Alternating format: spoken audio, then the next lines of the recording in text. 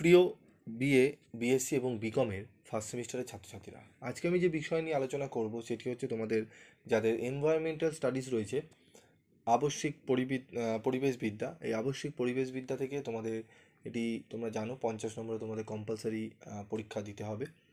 Compulsory paper এটি তোমাদের compulsory Aisi ইংলিশও রয়েছে এবং compulsory common value added course থেকে কনস্টিটিউশনাল ভ্যালু রয়েছে।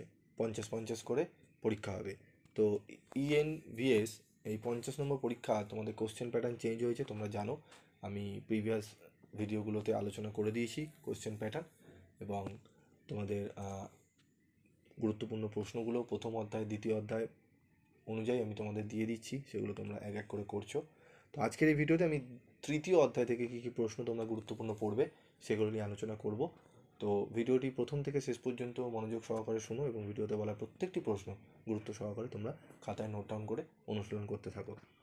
তো দেখো, আমাদের তৃতীয় অধ্যায় থেকে কী কী প্রশ্ন আমরা পড়বো সেটি দেখে নেব। প্রথম প্রশ্নই পড়ব, প্রাকৃতিক সম্পদ সম্পর্কে আলোচনা করো। অরণ্য ধ্বংসের কারণ ও ফলাফলগুলি আলোচনা করো। বনজ সম্পদের ব্যবহার উল্লেখ করো। জল সম্পদের ব্যবহার লেখো।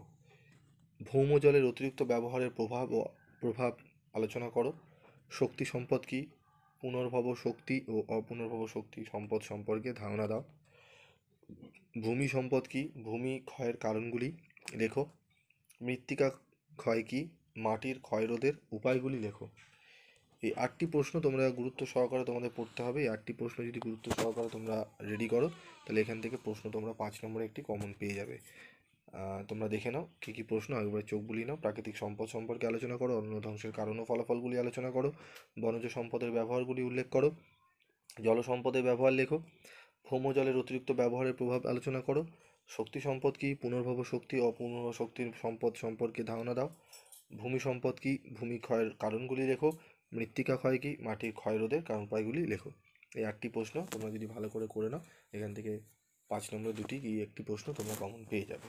পরবর্তী ভিডিওতে আমি তোমাদের চতুর্থ অধ্যায় থেকে গুরুত্বপূর্ণ প্রশ্নগুলো নিয়ে আলোচনা করব এবং কোন কোন প্রশ্নের উত্তর তোমরা পাচ্ছ না, অসুবিধা হচ্ছে, সেই প্রশ্নগুলো কমেন্ট বক্সে লেখো, আমি তার উত্তর করে দেওয়ার চেষ্টা করব।